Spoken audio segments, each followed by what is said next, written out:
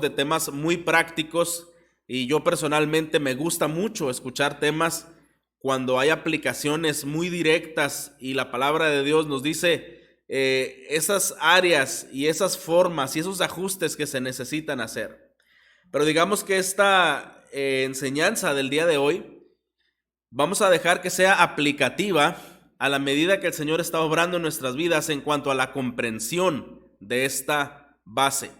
Pensaba como el libro de Romanos, para poder entender todo lo práctico que viene después del capítulo 6, hay que entender algo más teológico y profundo que viene en los primeros capítulos. Entonces, una vez que uno entiende una base, la aplicación es un poquito más fácil de digerir y de comprender. Bueno, hoy hablaremos del Espíritu Santo y su obra. ¿Cómo es? Y pudiéramos hacernos algunas preguntas que nos animen a estudiar el día de hoy acerca del Espíritu Santo. Podríamos preguntarnos, ¿cómo podría yo este año ser un mejor creyente? ¿No es este tema algo que a usted le interesaría, hermano? ¿Cómo este año yo pudiera ser un mejor hijo de Dios? ¿Cómo este año yo pudiera testificar de una manera más fiel acerca del Evangelio? ¿No podríamos pensar cómo puedo ser un mejor esposo, o un mejor hijo, o un mejor padre?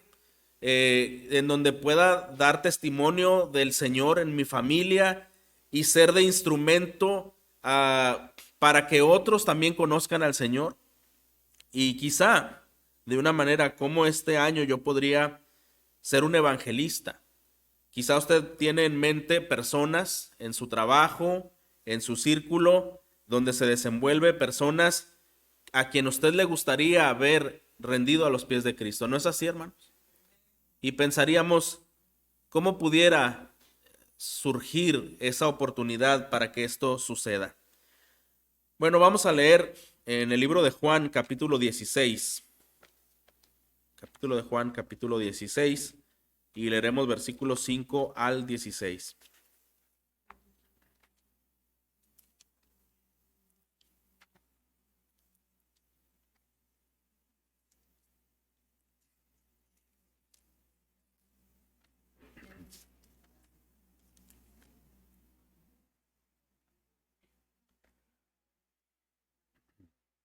Juan 16, 5 al 15, perdón. Leeré ahora en Reina Valera, que lo traigo escrito, y traigo también la Biblia, la Nueva de las Américas. Hay algunas cosas que me parecen interesantes, pero vamos a leerlo. Podemos leerlo, hermanos, de forma alternada, ahora que traemos la misma versión. Yo el versículo 5, usted el 6, juntos hasta el 15. Yo comienzo el 5 y dice: pero ahora voy al que me envió, y ninguno de vosotros me pregunta, ¿a dónde vas?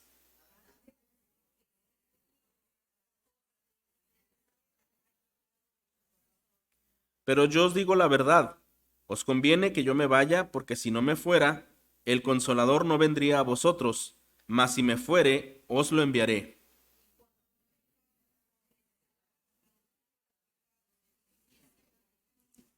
De pecado, por cuanto no creen en mí,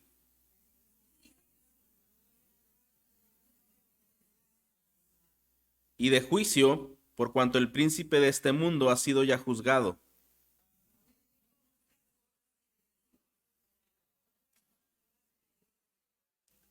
Pero cuando venga el Espíritu de verdad, Él os guiará a toda la verdad, porque no hablará por su propia cuenta, sino que hablará todo lo que oyere, y os hará saber las cosas que harán de venir.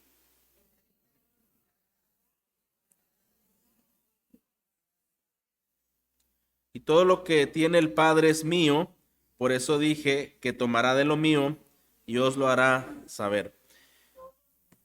Está bien ahí. Y hermanos, pienso que para responder un poco las preguntas que hace un momento lanzamos, podríamos también dar como respuesta a lo siguiente.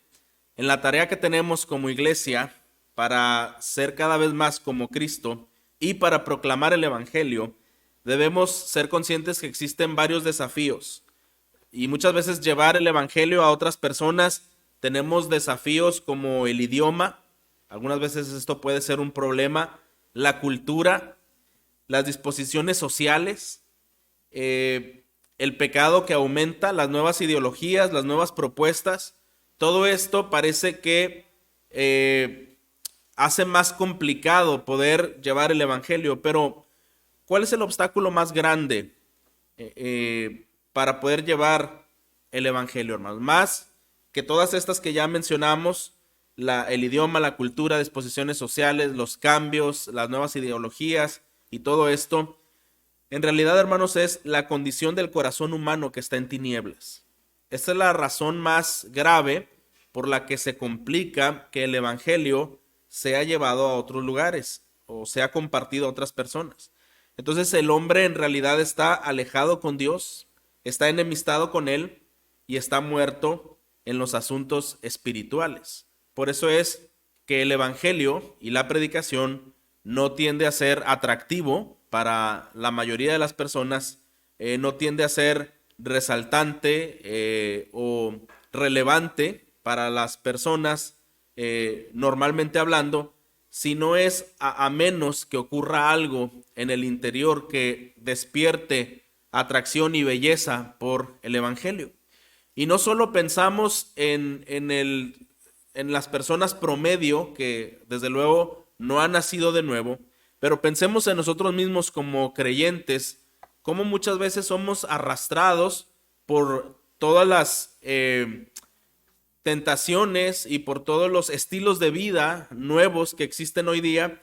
Y muchas veces el creyente puede luchar contra eso, y no tan solo las cosas nuevas, sino simplemente nuestro propio corazón, que a veces se resiste en ir en sintonía con el Señor. Bueno, entonces nuevamente, hermanos, entendemos que es la necesidad de la obra del Espíritu Santo en el corazón. Y 1 Corintios 2:14, hablando de las personas que no tienen a Cristo, dice que el hombre natural no percibe las cosas que son del Espíritu de Dios, porque para él le son locura y no las puede entender, pues se han de discernir espiritualmente, ¿verdad? Entonces, esta es una realidad. Ahora, en el texto que leímos, ¿qué estaba pasando, hermanos, en el corazón de los discípulos? ¿Por qué el Señor decidió tocar acerca de este tema de la venida del Espíritu Santo? Si vemos bien, capítulos anteriores como Juan 13, él dice: hijitos, un poco más de tiempo estaré con vosotros, después vendrán los judíos a mí, a donde yo voy ustedes no podrán ir. Y Jesús está haciendo referencia de que las cosas iban a cambiar. Ellos estaban pasando un excelente tiempo de aprendizaje, de compañerismo, de armonía con el maestro, y no hay mayor bendición que estar con el maestro, ¿no es así, hermanos? Imaginen cuando nosotros hemos tenido actividades espirituales como conferencias, como capacitación, y después de un tiempo de mucho concentración en la palabra, hay un regocijo, porque la palabra provee un regocijo a nuestro corazón. Hay mucho ánimo, hay un deseo de continuar. Ahora imagínense estando directamente con el mismo maestro. Desde luego que la euforia espiritual, el sentido es mucho distinto, mucho más distinto. Como los discípulos cuando reflexionaban, ¿no ardía nuestro corazón, verdad? Cuando le oíamos hablar. Bueno, Jesús está expresando a ellos que ese momento de banquete espiritual, por la presencia de Cristo, la presencia de Jesús entre ellos, cambiaría de una manera distinta. Es decir, que el Señor seguiría con ellos, pero ya no de una manera física o visible. Y entonces Jesús está haciendo estas referencias de lo que él iba a pasar. Y ellos no querían comprender o no podían comprender del todo. Simón Pedro preguntó: ¿a dónde vas? Jesús dice: a donde yo voy tú no puedes ir. Más adelante me seguirás. Pedro quedaba atrapado con estas expresiones del Señor, y Jesús continuaba comentando, como en el versículo 7: a la verdad os conviene que yo me vaya, porque si no, no vendría el Consolador a vosotros. Bueno, lo que está pasando aquí es que el Señor podía estar presente con ellos, podía estar presente un lugar a la vez, Pero al estar retirado y venir el Espíritu Santo podría estar en todos los lugares y podría persuadir y convencer y hacer la obra a cada persona en diferentes lugares del mundo. El Espíritu Santo traería una obra radical en la vida de los creyentes, y esto es que al principio, aunque los discípulos se escondían cuando Jesús fue aprendido y algunos de ellos volvieron a sus actividades anteriores, realmente el Espíritu Santo vendría a traer poder a su vida. Esto lo vemos en Hechos cuando dice: cuando hubieron orado, el lugar en que estaban congregados tembló y todos fueron llenos del Espíritu Santo y hablaban con denuedo la palabra de Dios. Por muchos aspectos, hermanos, era necesario que el Señor se retirara de manera física y que enviara al Espíritu Santo con esta proyección de darle poder a la iglesia, de darle convicción a la iglesia y de poder seguir obrando en los corazones de las personas para que conocieran de Cristo. Entonces, desde luego, hermano, que los discípulos no podían ver todas estas ventajas que Jesús les hablaba. Ellos solamente estaban atrapados en ese sentimentalismo y en esa conveniencia de estar disfrutando del maestro temporalmente, pero el Señor tenía una proyección más allá que simplemente un bienestar sentimental. Pero para ellos era difícil comprender. El Espíritu Santo, hermanos, actuaría en el mundo, y entonces, a menos que el Espíritu Santo obrara, podría traer a una persona, a un corazón, a la obra de Cristo, a la vida de Cristo en arrepentimiento y en fe. ¿Y cuál es la obra del Espíritu Santo que estamos viendo? Dice en el versículo 8, cuando Él venga, convencerá al mundo de pecado, de justicia y de juicio. Y vamos a ver entonces estas tres declaraciones de cómo el Espíritu Santo convence. Entonces, hermanos, el que una persona pueda llegar a la vida nueva, a la vida eterna, a la vida de Cristo, no es porque sea una muy buena persona, lo sabemos, no es por las buenas obras que esta persona pueda hacer, por lo muy inteligente o capaz, ni siquiera por lo muy moral que esta persona presuma ser. Son factores de garantía que una persona pueda llegar a Cristo. Inclusive cuando vemos a los más religiosos en la época de Jesús, fueron los que más resistieron el evangelio. ¿Está de acuerdo, hermano? Los más religiosos fueron los que más resistieron el evangelio. Y ahorita lo vamos a ver por qué. Ellos confiaban en su propia justicia. Ellos confiaban en sus propias obras. Es decir, ellos no sentían y no creían tener la necesidad de un Salvador. Y a veces, hermanos, cuando la Biblia nos advierte de ese espíritu fariseo, es también para hacernos un llamado a nosotros y revisar cómo está nuestra vida interior. Porque a veces un creyente puede equivocadamente satisfacer de sentirse buen creyente, de sentirse una buena persona, porque cumple ciertos hábitos de actividad semanal, de alguna manera religiosa, ¿verdad? Y otra vez, todas estas cosas son necesarias en la vida cristiana hacer, pero en ningún momento esto significa que nuestra condición es superior o es mejor por hacer tales cosas. En realidad, hermano, cuando nosotros hacemos cada acción, debe ser motivada por el amor a Cristo. Debe ser motivada por el deseo de agradar a Cristo y no por una autosatisfacción, ¿verdad? Ni tampoco para tener algún mérito de jactancia.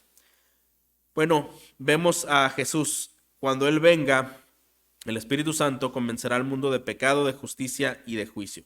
Ahora dice el versículo 9, de pecado. ¿Por qué va a convencer a las personas de pecado? Dice, por cuanto no creen en mí. Entonces, hermanos, de ahí de entrada tenemos que pensar una cosa. Las personas, todas las personas, cualquier persona, tiene la tendencia de no creer en el Señor. Sabemos que muchas personas creen en Dios, creen en Jesús en una forma intelectual o en una forma histórica solamente. Ah, sí, yo sé que existió. Ah, sí, yo sé que nació. Hasta ahí. Yo sé que pues Dios debe ser bueno, ¿verdad? Porque eso me enseñaron que Dios es bueno. Pero hermano, la creencia que una persona arraiga en su interior no se experimenta o no se prueba con lo que uno afirma creer, sino con las decisiones que uno toma día a día. ¿Está de acuerdo, hermano? Las decisiones que uno toma día a día son la consecuencia de nuestras creencias. Por eso es que cuando pensamos en la obra de transformación de una persona de vivir en el reino de las tinieblas a vivir en el reino de luz, no nos enfocamos en el comportamiento como primer lugar. Por eso es que el Evangelio invita a los padres de familia que al tratar el pecado de sus hijos, no es solamente ir y regañar y recortar algunas acciones e imponer nuevas acciones para contrarrestar las otras. Si finalmente el corazón no sufre de un cambio, esa esencia continuará en rebeldía. Y el Señor siempre busca atraer nuestro corazón y transformar nuestro corazón. Entonces, cada persona vive en resistencia al Señor, a creer el Señor. Y dice en el versículo 10, de justicia por cuanto voy al Padre y no me veráis más, y de juicio por cuanto el príncipe de este mundo ha sido ya juzgado. Estos 3 versículos los vamos a explicar con un poquito más de detalle. ¿Qué sentido tiene predicar a las personas que están en el mundo un mensaje, hermanos, que no es comprensible para ellos y que no es deseable para ellos? ¿Nos hemos puesto a pensar esto? Bueno, estos textos van a responder estas preguntas. Y es que el Espíritu Santo es quien hará la obra en los corazones de las personas, porque es el Espíritu Santo quien fue enviado para convencer. ¿Qué significa la palabra convencer? Yo creo que todos hemos usado esta palabra y de alguna manera todos hemos querido convencer a alguien. Convencer significa exponer, dejar sin argumentos a una persona de tal manera que esta persona queda satisfecha, queda rendida en entendimiento y no pone ya mayor resistencia. Es cuando una persona dice, estoy de acuerdo, no tengo ningún argumento más.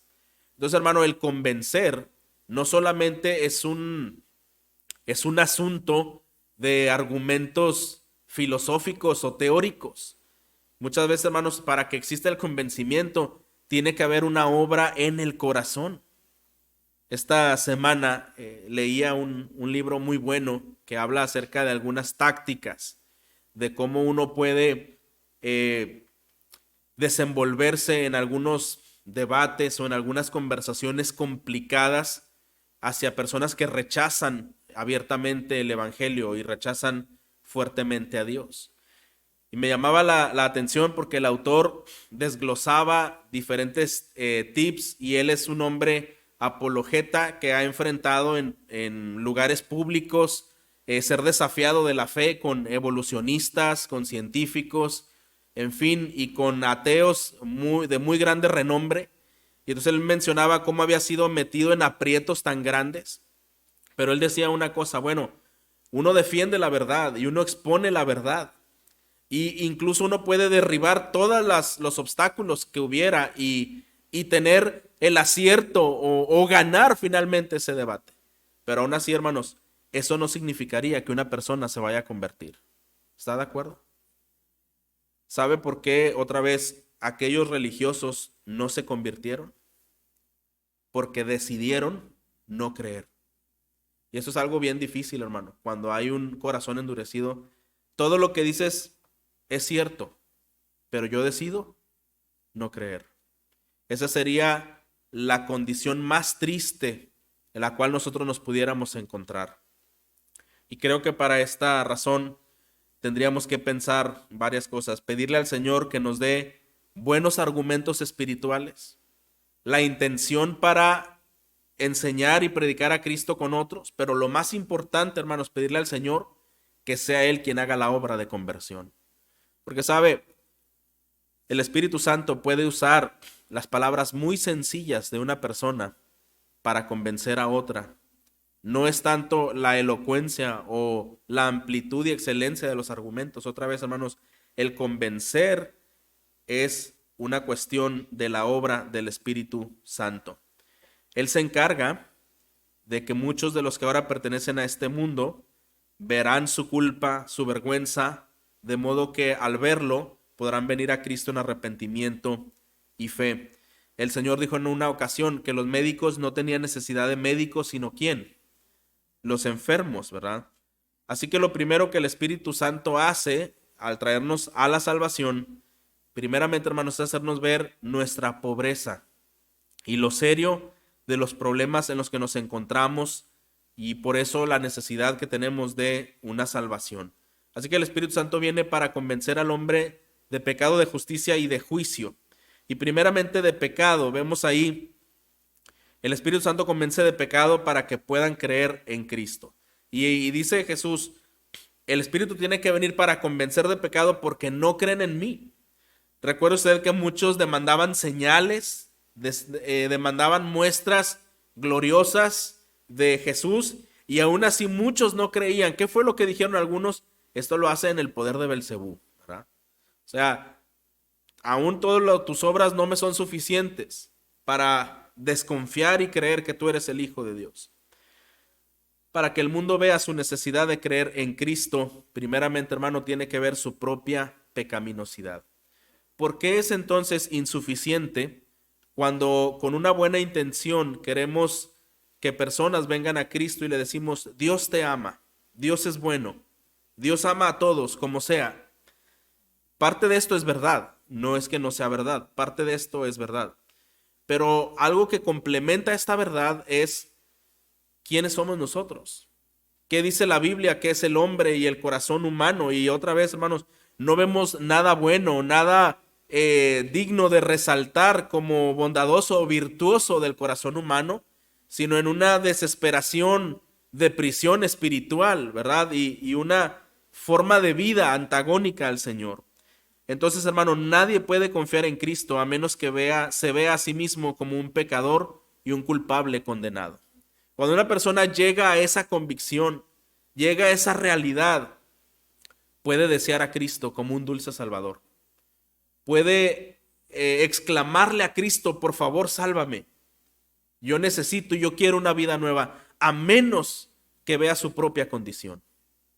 Y sabe, hermano, es obra del Espíritu Santo que esto suceda. En el discurso de Pedro en el Pentecostés, dice la palabra que los judíos se compungieron de corazón cuando Pedro hablaba lo que habían hecho hacia el Mesías y que este era el Hijo de Dios.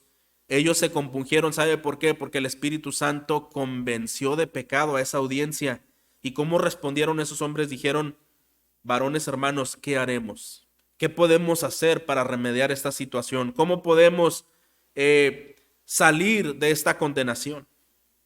Y es que, hermano, el Espíritu Santo viene a convencer al mundo a través de la predicación del Evangelio, porque la predicación del Evangelio dice esta verdad, que somos pecadores. ¿Verdad? Entonces, la predicación del Evangelio es usada por el Señor y el Espíritu Santo convence de pecado. Ahora, si Pedro hubiera predicado ese mismo mensaje 2 días antes de que el Espíritu Santo llegara, nada hubiera pasado. Y uno pudiera pensar, hermano, bueno, pues es que era Pedro, era un apóstol, a lo mejor era muy elocuente y tenía mucho argumento. Realmente, si nosotros vemos la historia de Pedro y las imprudencias de Pedro, no esperaríamos que fuera un gran orador elocuente, ¿no es así, hermanos? Veríamos en su impulso y en sus faltas, pero lo que estamos viendo ahora es a un hombre revestido por el poder de Dios y al Espíritu Santo actuando de una manera increíble en los corazones, de tal manera que le dio de nuevo a Pedro para hablar con precisión, con firmeza, y el Espíritu Santo mismo convenció, hizo la obra de convencimiento en la audiencia que estaban presentes. Entonces, hermano, tanto el mensajero como el receptor necesitamos el poder del Espíritu. Si una persona no se considera culpable de pecado y que merece el infierno, con toda seguridad podemos decir que esa persona no es cristiana, de acuerdo a lo que la Biblia dice. Si una persona no se considera culpable de pecado y que merece el infierno, con toda seguridad pudiéramos decir que esta persona no es cristiana, porque lo primero que el Espíritu Santo hace es exponer nuestra culpa y nuestra condición. Eso es lo primero que hace. Y La Biblia nos dice que el Señor nos ha amado, nosotros le amamos a Él porque Él nos amó primero. Quien toma la iniciativa es el Señor. Hermanos, durante las semanas anteriores, los meses anteriores que estuvimos considerando Génesis, era una de las verdades que resaltábamos cada vez que esta condición se daba, que era Dios tomando la iniciativa para buscar al hombre. Después de que el hombre pecaba, después de que el hombre se escondía, después de que el hombre mentía, el Señor tomaba la iniciativa de buscar, de advertir, de restaurar, ¿verdad? Es el Señor quien toma la iniciativa. Y yo pudiera pensar, hermano, el hecho de que esta mañana estamos aquí escuchando es por iniciativa del Señor. ¿No es así, hermanos? Es por iniciativa del Señor. Mire, a veces puede ser que en los matrimonios uno de los dos sea más diligente para ir a la iglesia o invitar al otro para ir a la iglesia. ¿Sabes? Es la obra de Dios, ¿verdad? En su gracia, Él permite a veces el ser estimulado por alguien más para venir a la iglesia. Y el Señor tiene la iniciativa de buscarnos. Y si usted es quien tuvo la iniciativa, déjeme le doy una mala noticia para usted. Otra vez, no es de usted la iniciativa, ¿verdad? El Señor puso en su corazón el deseo de venir y el deseo de animar a otros a venir, ¿verdad? Porque es el Señor quien hace todas estas cosas. Y yo creo que esa sería una oración muy legítima, decirle al Señor que encienda nuestras vidas para querer participar, ¿verdad? De los asuntos espirituales. Entonces, hermano, el Espíritu Santo lo primero que hace es exponer la culpa y la condición, pero lo segundo que el Espíritu Santo hace, vemos en el versículo 10, es convencer de justicia. Para mí hace tiempo no comprendía por qué el Espíritu Santo convence de justicia. ¿Qué quiere decir esto? Bueno, ¿en qué sentido el Espíritu Santo lo hace? Es porque acusa al hombre de justicia. Cuando dice que el Espíritu convence de pecado, es que convence al hombre de su propia condición, lo que acabamos de ver. Y cuando dice que convence de justicia, es que lo convence de su justicia. O sea, el Espíritu Santo le revela al hombre la pobreza de su propia justicia, ¿verdad? Porque el hombre naturalmente cree que es muy justo, cree que es muy bueno, ¿verdad?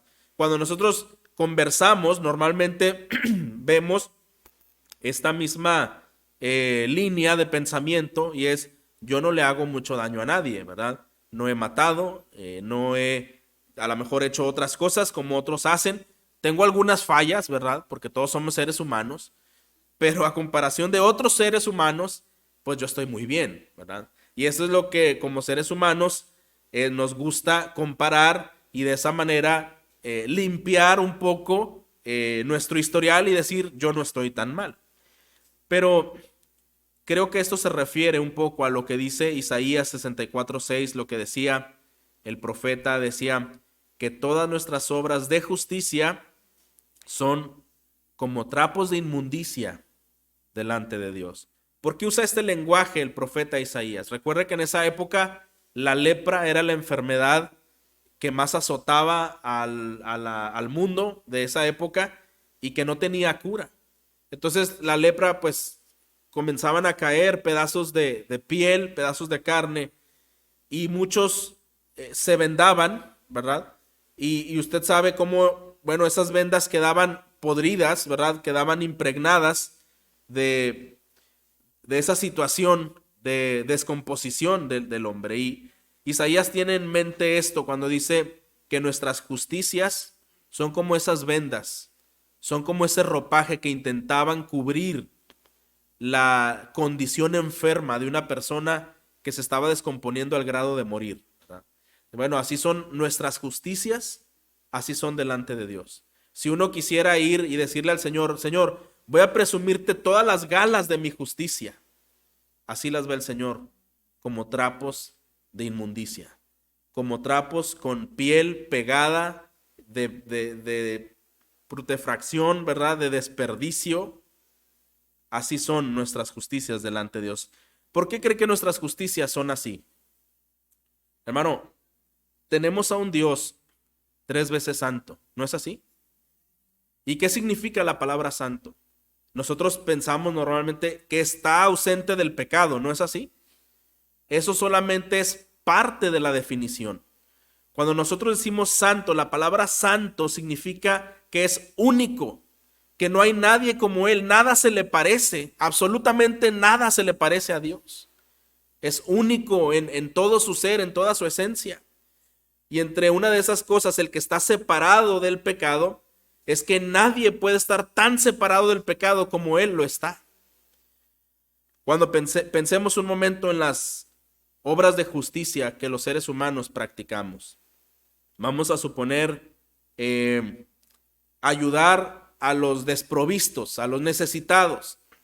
¿No es esto una buena obra, hermanos? ¿Sí o no? Esa es una buena obra. ¿No dice la Biblia que debemos de hacerlo? Sí, la Biblia dice que debemos de hacerlo. Quiero aclararlo porque a veces cuando lo enseñamos de esa manera, algunos pudiéramos pensar, entonces no lo debo hacer porque no lo estoy haciendo bien. No, realmente es para que entendamos con lo que luchamos aún haciendo las cosas buenas. Si eso es una buena acción, si esa es una buena obra, porque entonces a veces el ser humano le gusta ser reconocido cuando hace estas cosas. Bueno, yo voy y visito, ¿verdad?, colonias pobres, pero me gusta salir en la foto de portada en el periódico. Ahí hay una intención. La obra es buena, pero esa intención pervierte esa obra. Y por eso, aunque yo vaya, mira, Señor, lo que hice, fui y llevé, pero esa intención ya hizo un trapo de inmundicia. Hermano, y es inevitable, sabe que aún servirle al Señor en la predicación, en la música, aún en cualquier cosa, quizá incluso ayudar a reparar un techo o un piso, a veces nuestro corazón va a luchar con el orgullo.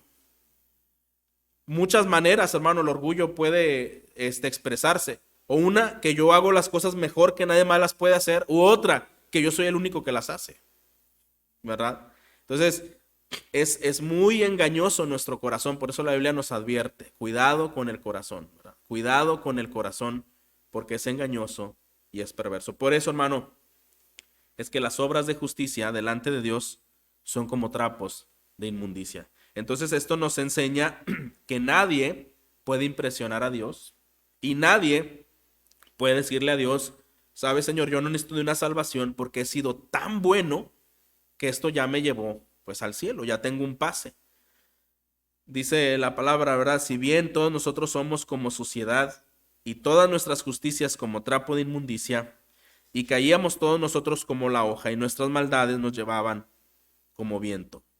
Una vez más, el Espíritu Santo es quien nos convence de que nuestra justicia, aquello que nosotros llamamos justicia, es completamente inadecuado ante los ojos de Dios. Es insuficiente, es inadecuado y ya está alterado. No está apartado del mal como Dios lo es totalmente. De hecho, Pablo usa la palabra justicia en este mismo sentido. Y aquí yo quiero que pensemos porque es un texto de Romanos y lo vamos a estar considerando en las siguientes semanas.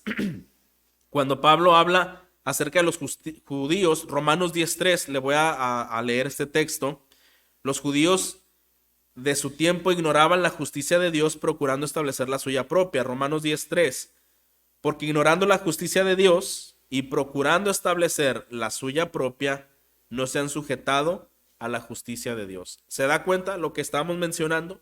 Estos judíos religiosos ignoraban la justicia de Dios, creían no necesitarla, creían no era adecuada porque ellos ya habían establecido su propia justicia. Ellos ya habían dicho lo que era bueno, lo que no era tan bueno y cómo eran sus normas de vida, sus normas sociales, que supuestamente ellos les daba un estatus de moralidad y de religiosidad. Pero otra vez, pues Jesús dice, queriendo establecer su propia justicia. Entonces Pablo está siendo muy claro. Tú presumes de ser justo, pero esa justicia es tu justicia, no es la justicia de Dios. Hermanos, cuando nosotros entendemos la justicia de Dios, nos quedamos asombrados, ¿verdad? Esa justicia que vemos cuando manda llamar a hombres en la parábola en el Nuevo Testamento, en los Evangelios, y a cada uno le da el mismo pago, el que trabajó 8 horas, el que trabajó 4 horas, el que trabajó 1 hora, a todos les pagó lo mismo y se empiezan a quejar, ¿verdad? Y el Señor dice en la parábola, ¿te defraudé en algo? Tú y yo convenimos en un precio. Si yo le quise dar a él, no, esa es mi justicia, ¿verdad? Esa es mi bondad, pero en ningún momento yo te he defraudado a ti. Tú conveniste en ese precio, no te defraudé. Y otra vez, hermano, el corazón humano está tan atrapado en el engaño que a veces queremos medir las cosas a través de una limitación. Pero, hermano, ¿quién puede conocer la sabiduría de Dios? Es infinito, ¿no es así, hermanos? Nos sorprende el Señor en su sabiduría, la justicia de Dios. Ellos no recibieron por fe la justicia que Dios nos provee, los religiosos, a través de la persona de Cristo. Ellos creían que su justicia era suficiente. Y ese es un gran problema con personas cuando enfrentan el Evangelio, cuando se ven como buenas personas que no hacen cosas malas. La evaluación que Dios hace a cualquier persona es totalmente opuesta. Cualquier persona es bastante mala, que de vez en cuando, por la gracia de Dios, hace alguna cosa buena. ¿Estamos de acuerdo, hermanos? Si alguien hace algo bueno de vez en cuando, es solo por la gracia de Dios. Nosotros somos personas malas que por la gracia de Dios hacemos cosas buenas. Por eso, hermano, cuando tú ves a una persona, y quizá piénsalo, en el lugar donde vives, esto a nosotros nos pasa mucho, no sé si a ustedes, que tienen serenata hasta las 4 o 5 de la mañana y luego despierta uno temprano y la serenata continúa y no nos deja dormir muy bien. Por cierto, 3 noches nosotros llevamos así. Eran las 3, 4 de la mañana y la música estaba como si la tuviéramos a un lado de nuestra cama. Y sabe que en esos momentos mi corazón no es de amar a mi prójimo, ¿verdad? Son confesiones, hermano, para que vea lo pecador que soy. Y sabe qué ocurre en esos momentos, pues una vez más, uno quizá pudiera juzgar y decirle a la persona, qué persona tan desalineada socialmente, ¿verdad? O tan fuera del sentido común. Y pudiera uno aprovechar esa descarga personal y minimizar a la persona por ser pecadora. Pero hermano, si nosotros estuviéramos en ese lugar donde el Señor ya ha trabajado con nosotros en algunos aspectos, estaríamos en la misma situación. No sabemos quizás si sea la misma exactamente de poner música muy estruendosa y hasta muy tarde, pero ahí el problema es no tener consideración de otros. Probablemente nosotros mostraríamos el mismo pecado de otra forma, con las decisiones que uno toma, con cómo uno gasta el dinero, con cómo uno gasta su tiempo, y es no tener consideración de otros. ¿Está de acuerdo? Entonces, hermano, si el Señor nos permite a nosotros trabajar en esas áreas y poder ir avanzando en pasos de santificación, es por su gracia otra vez. Pero esa misma condición de no tener consideración por los demás está en mi corazón y también está en el suyo. Porque al final, hermano, el principio, el pecado con el que batallamos es con el egoísmo, ¿verdad? Con no tener en cuenta lo que a otros les puede afectar y hacer las cosas muy a la ligera, hablar a la ligera, decir cosas a la ligera, y afectamos en una gran manera a otras personas. ¿Está de acuerdo? Entonces, una vez más, hermano, debemos revisarnos a la luz del Evangelio. Nuestras justicias son como trapo de inmundicia. Este problema que tenía el apóstol Pablo, lo tenía también el apóstol Pablo, hermano, antes de venir a Cristo, porque dice él que antes confiaba en su propia justicia. Recordemos Filipenses 3, 4 al 9. Dice, aunque yo tengo de qué confiar en la carne. Si alguno piensa que tienen que confiar en la carne, mire, me gusta lo que dice aquí el apóstol Pablo. Si alguno piensa que tiene que confiar en la carne, yo más.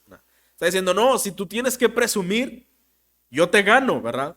Tengo más logros, tengo más credenciales, tengo más méritos. Y dice en el versículo 5, circuncidado al 8º día, del linaje de Israel, de la tribu de Benjamín, hebreo de hebreos en cuanto a la ley, fariseo. No había nada que superara ese currículum impresionante de religiosidad que él tenía. Y luego en el versículo 6 añade, en cuanto a celo, si tú hablas de ser celoso, yo hasta perseguía a la iglesia. ¿Se da cuenta?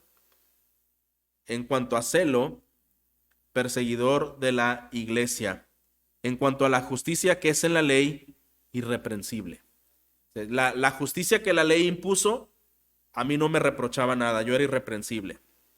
Pero dice el apóstol Pablo, pero cuantas cosas eran para mi ganancia, las he estimado como pérdida por amor de Cristo. Y ciertamente, aún estimo todas las cosas como pérdida por la excelencia del conocimiento de Cristo Jesús, mi Señor, por amor del cual lo he perdido todo y lo tengo por basura para ganar a Cristo. El apóstol Pablo dice al final, versículo 9, y ser hallado en él, mire, no teniendo mi propia justicia. Ahora mire lo que dice el apóstol Pablo. Mi justicia no era válida, no era suficiente, no era correcta. Y la decisión que yo he tomado, y es el consejo que le da a los religiosos de la iglesia, es desecha tu propia justicia. Si tú crees que eres justo, mira todas las cosas que yo hice. Cómo mi celo me llevó a hacer tantas cosas y fui irreprensible en la ley de los fariseos. Pero ahora te digo que mi propia justicia no era suficiente. Ahora quiero ser hallado en él, no teniendo mi propia justicia, que es por la de la ley, sino por la fe de Cristo, la justicia que es de Dios por la fe. Hermano, el Espíritu Santo nos convence que nuestra propia justicia no es suficiente. Por eso dice que el Espíritu Santo convencerá de pecado, nos convence cuál es nuestra verdadera condición, nos convence de justicia, nos dice cuál es nuestra pobre propia justicia y nos dice también desde luego que una justicia que es de Dios y que Él deposita por medio de Cristo, como Pablo.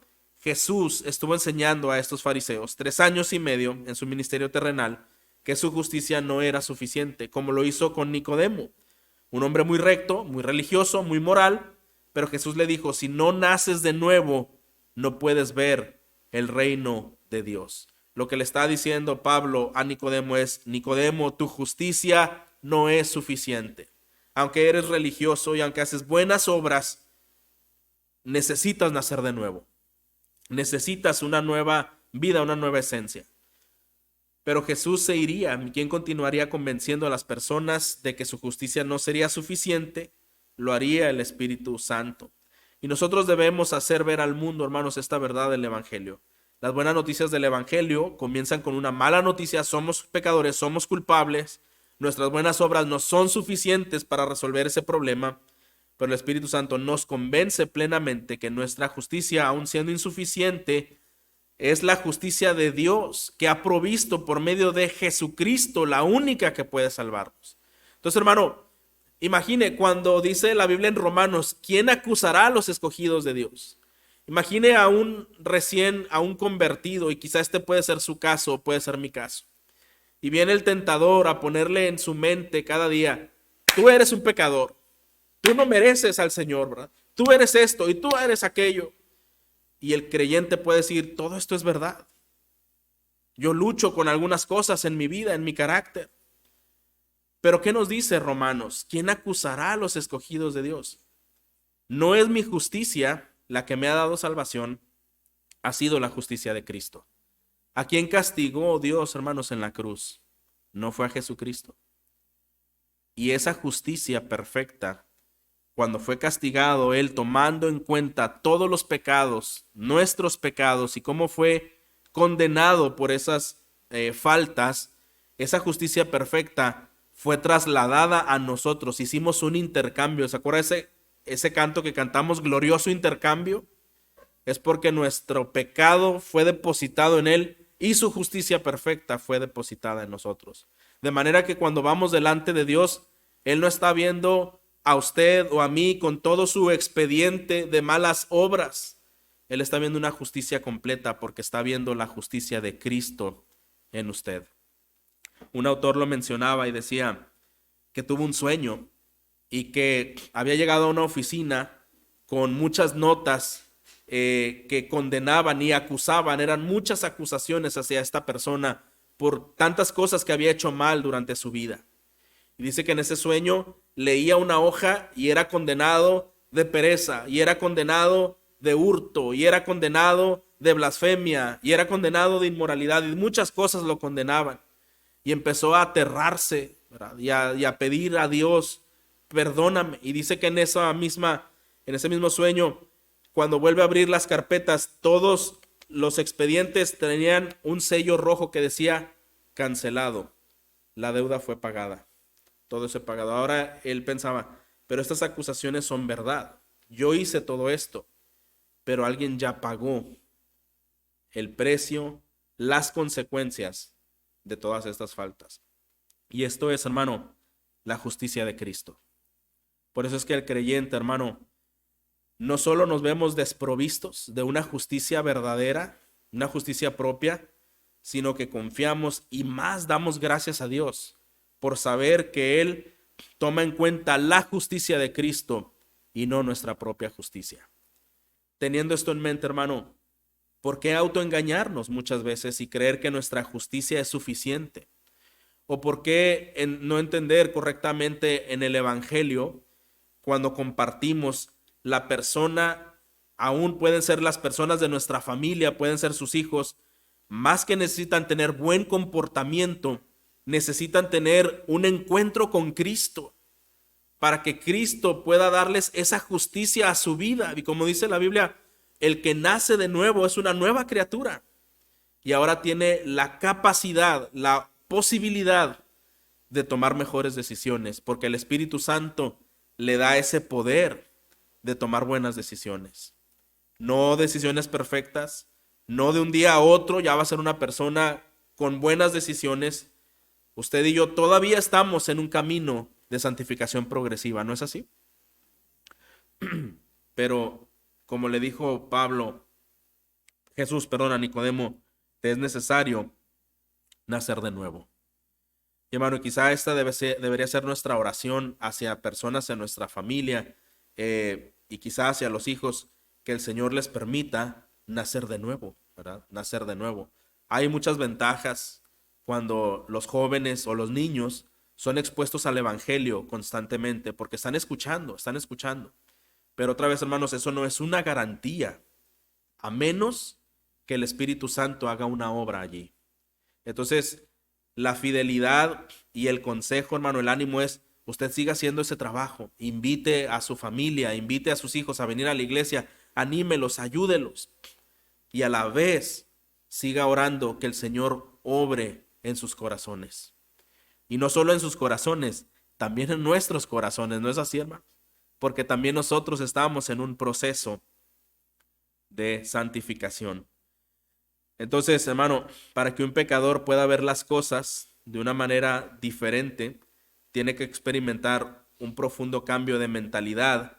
Quiere decir que el Espíritu Santo intervenga en su mente, en su alma, y haga esta obra de transformación.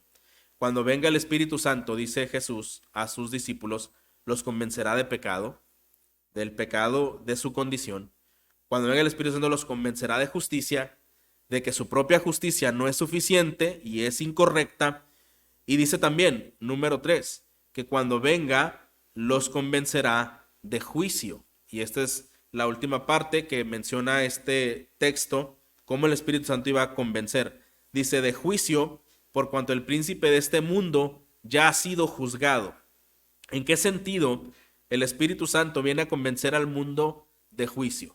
A lo mejor uno piensa, yo pensaba inicialmente, el Espíritu Santo lo que hace es convencerle a la gente de que va a haber un juicio el día de mañana. Parte es eso, pero habla de otro juicio del cual las personas son convencidas por el Espíritu Santo.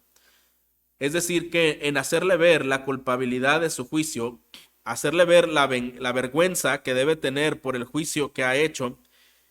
¿En dónde fue juzgado, hermano, el príncipe de este mundo? ¿En dónde fue juzgado? Porque dice, y de juicio, ¿verdad? Porque el príncipe de este mundo ha sido ya juzgado. El príncipe de este mundo, hermano, fue juzgado ya. Fue juzgado en la cruz. ¿Está de acuerdo?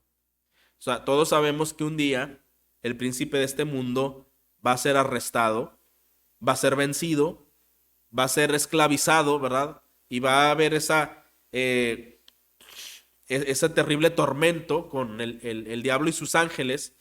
pero ese juicio ya se hizo. Nosotros estamos en espera de la aplicación de ese juicio, pero el juicio se hizo mucho tiempo atrás y ese juicio se hizo en la cruz.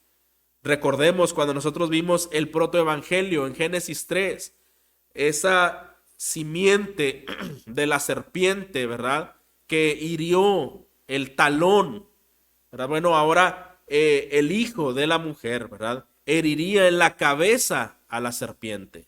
Y sabemos que el hijo de la mujer es Cristo, que heriría a Satanás.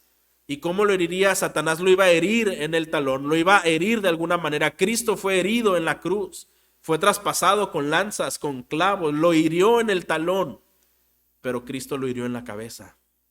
Porque a través de la cruz de Cristo, hermanos, a través de la muerte en la cruz de Cristo, el diablo fue vencido. Y a través de eso es que el Señor trajo vida eterna y salvación a todo aquel que cree en Cristo. Y es por eso que la salvación ha podido efectuarse. Y es por eso que la simiente de Dios ha prevalecido. Es por eso que la iglesia el día de hoy estamos aquí, cantamos, adoramos y un día esperamos la redención de nuestra vida totalmente en glorificación, donde no tendremos más lucha con el pecado. Entonces, hermano, ahora es el juicio de este mundo. Ahora el príncipe de este mundo será echado fuera. Dice Juan 12:31. El juicio de este mundo, el príncipe de este mundo será echado fuera. En otras palabras, lo que pareció una vergonzosa derrota para Jesús, ese juicio, fue realmente una aplastante victoria contra el príncipe de este mundo. ¿Por qué es que el Espíritu Santo convence de ese juicio a las personas? Si usted y yo hablamos con cualquier persona religiosa, generalmente hablando, hermano, algunas personas traen una cruz y a un Cristo ahí crucificado, ¿no es así? O a veces son algunos adornos que hay en casa. Ahora, ninguna persona lo hace con una mala intención, quizá todo lo contrario, queriendo exponer una fe en ese Cristo. Lo que, como la justicia, sigue siendo insuficiente esa demostración de fe, es porque esa imagen no representa al Cristo al cual nosotros creemos, o al Cristo de la Biblia, mejor dicho. ¿Sabe por qué? Porque el Cristo que nosotros vemos en la Biblia no es uno que quedó colgado y derrotado. Es un Cristo que resucitó al tercer día, que está sentado a la diestra de Dios el Padre, que gobierna el mundo con justicia, con soberanía y que tiene todo poder, ¿verdad? Entonces, ¿cómo se puede representar eso mediante una figura? Hermano, eso es tan grande que no puede ser representado. Por esa razón es que el Espíritu Santo convence de juicio a las personas. Y entonces, en lugar de pensar en ese Diosito bueno, ¿verdad? Y es un Cristo indefenso que quedó allí, lo que el Espíritu Santo quiere revelarnos es: no pienses así del Salvador, del autor y de quien también tuvo victoria sobre el maligno. Piensa realmente como lo que Él es un vencedor. Él es un vencedor todopoderoso, todo grandioso, ¿verdad? Así es como nuestra fe debe exponer a Jesús. Ese Cristo triunfante es en el que nosotros creemos y tenemos convicción. Pero esa convicción vino nuevamente, hermano, por el Espíritu Santo. Y el Espíritu Santo hace ver de una manera distinta a Cristo a las personas. Mire, las personas no solamente ven a Cristo así expresado en una figura, pero a veces pueden ver a Cristo como pues alguien bueno, alguien que te da buenos consejos, alguien que te ayuda. Pero ahorita en el siglo en el que estamos, con tantos cambios y tantas cosas tan actuales, a lo mejor ya no aplica esa palabra y ese Cristo, ¿verdad? Como que a lo mejor eso ya suena antiguo. Qué increíble, hermanos, que cuando empezamos a ver el libro de Génesis, los pecados que se vieron en Génesis son exactamente los mismos pecados que vemos ahorita, ¿no es así? El mismo patrón, las mismas líneas, las mismas cosas, las mismas estrategias de Satanás, desde el primer momento en que hizo caer al hombre en el huerto, siguen siendo las mismas hasta el día de hoy. Con un poquito de cambios, pero en esencia es exactamente lo mismo. Y cuando una persona es convencida, es persuadida por el Espíritu Santo, comienza a creer y a ver esta verdad. Y sabe, ya no ve a Cristo como anticuado, como una Biblia pasada de moda, un consejo que a mí no me es aplicable, ¿Sabe cómo ve ahora una persona a Cristo y su palabra? Como la fuente de mayor sabiduría y delicia. De hecho, ¿sabe qué piensa esta persona? No quiero saber nada más. ¿Qué opinan los expertos de estos? Yo quiero saber qué dice Dios. Ese es mi fundamento, esta es mi convicción, este es mi anhelo, esta es la fuente sobre la cual yo baso mi vida y mis decisiones. Cristo venció en debilidad, muriendo en la cruz del Calvario por nuestros pecados. Pero ese no es el juicio que el mundo hace de lo que pasó en la cruz. Cuando Él hace un juicio, lo hace equivocado de lo que realmente ocurrió. Por eso el Espíritu Santo da convicción y da un sentido de belleza a Cristo, lo que realmente es. Muchas veces, hermano, pensar en un Cristo que fue derrotado antes de verlo como un Salvador victorioso, personas se negarían a someterse al señorío de Cristo, ¿verdad? Pero nuevamente, cuando el Espíritu Santo hace esta obra y vemos a Cristo triunfador, nos podemos someter gozosamente y voluntariamente. Dice 2 Corintios 4, 3 al 6. Pero si nuestro evangelio está aún encubierto, entre los que se pierden está encubierto, en los cuales, fíjese, el Dios de este siglo cegó el entendimiento de los incrédulos para que no les resplandezca la luz del evangelio de la gloria de Cristo, el cual es la imagen de Dios. Cierto es que el Dios de este siglo le conviene mantener cegada a las personas, hermanos, de lo que es Cristo. Por eso quizá ahora en televisión o en redes sociales está de moda cuestionar, ¿verdad?, la fe y vivir bajo ciertas formas de vida que niegan las palabras o la voluntad de Dios. Y esto se vuelve como una moda, pero realmente la intención es cegar el entendimiento de los incrédulos. Pero dice Pablo, pero nosotros no predicamos a nosotros mismos, sino que predicamos a Cristo como Señor y a nosotros como vuestros siervos por amor de Jesús. Porque Dios, que mandó que de las tinieblas resplandeciese la luz, es el que resplandeció en nuestros corazones para la iluminación del conocimiento de la gloria de Dios en la faz de Jesucristo. Así que nos hace ver la seriedad de esta condición en la que nos encontrábamos. Solamente el Espíritu Santo nos puede convencer de pecado, de justicia y de juicio. Por lo tanto, hermanos, el Espíritu Santo nos revela la verdad para que Jesús sea más ampliamente glorificado. Vamos a leer 2 versículos y terminamos. Juan 15, vamos a ver versículos 12 y 13.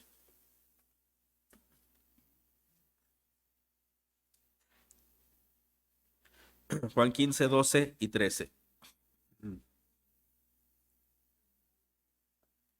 Perdón, Juan 16, hermanos, 12 y 13. Dice, aún tengo muchas cosas que decirles, pero ahora no las pueden soportar. Pero cuando Él, el Espíritu de verdad, venga, los guiará a toda la verdad, porque no hablará por su propia cuenta, sino que hablará todo lo que oiga y les hará saber lo que habrá de venir. Qué interesante, ¿verdad? Aún tengo cosas que decir, pero ahora no las pueden sobrellevar. Hasta que venga este Espíritu de verdad, y no hablará por su propia cuenta, sino todo lo que oyere, y hará saber las cosas que harán de venir. Recuerda que el Espíritu Santo es una persona de la Trinidad y actúa en conjunto con el Padre, con el Hijo, y Él revela la voluntad tanto del Padre como del Hijo en el corazón de la persona al convencer de la palabra, y entonces es como hace la obra. Dice, las palabras que yo hablé no las hablo por mi propia cuenta, dice el Señor. Dice en el versículo 14, Él me glorificará porque tomará de lo mío y os lo hará saber. Entonces, ¿cómo pudieron, hermanos, los apóstoles escribir grandiosos temas y cartas que revelaban más al Señor? Porque Él les dice, hay cosas que ustedes ahorita no las van a comprender. Él se las hará saber. Otra vez, el Espíritu Santo les inspiró para que escribieran todas esas cosas. Nosotros tenemos en nuestras manos, hermanos, toda la verdad escrita en la Biblia. ¿Está de acuerdo? Y el Antiguo Testamento y en el Nuevo Testamento nos hablan de Jesús. Jesucristo fue el tema central del Antiguo Testamento. Ya usted y yo lo sabemos desde Génesis. Fue el corazón del Antiguo Testamento. Y ahora el Señor Jesús promete a los discípulos la iluminación del Espíritu Santo para que escribieran el Nuevo Testamento.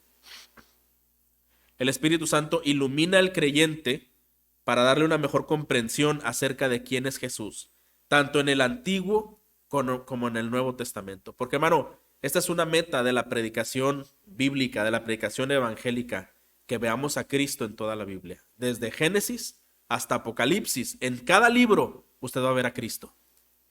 Y esta es parte de lo que un creyente a través del Espíritu Santo en su vida puede comprender, puede ver, puede captar. Entonces, hermano, el Nuevo Testamento no es otra cosa sino una clara explicación del Evangelio para que entendamos quién es Jesús, qué fue lo que Él hizo a nuestro favor a través de su vida y a través de su muerte. Y en la misma medida que el creyente entiende mejor lo que el Nuevo Testamento dice del Evangelio, en esta misma medida la iglesia está preparada para darle gloria a Jesús. Así que, hermanos, hoy tenemos una invitación. Entre más el Espíritu Santo revela a nuestras vidas su glorioso Evangelio, la palabra de Dios, más Cristo debe ser glorificado en la iglesia. Más y más Cristo debe ser glorificado en la iglesia. Y es por eso, hermano, que un tema motivacional o un tema personal no puede darnos a largo alcance lo que solamente la palabra del Evangelio puede darnos, que es decirnos la verdad y hacernos creer y glorificar más al Señor Jesucristo. Vamos a orar, hermanos, para pedir que el Señor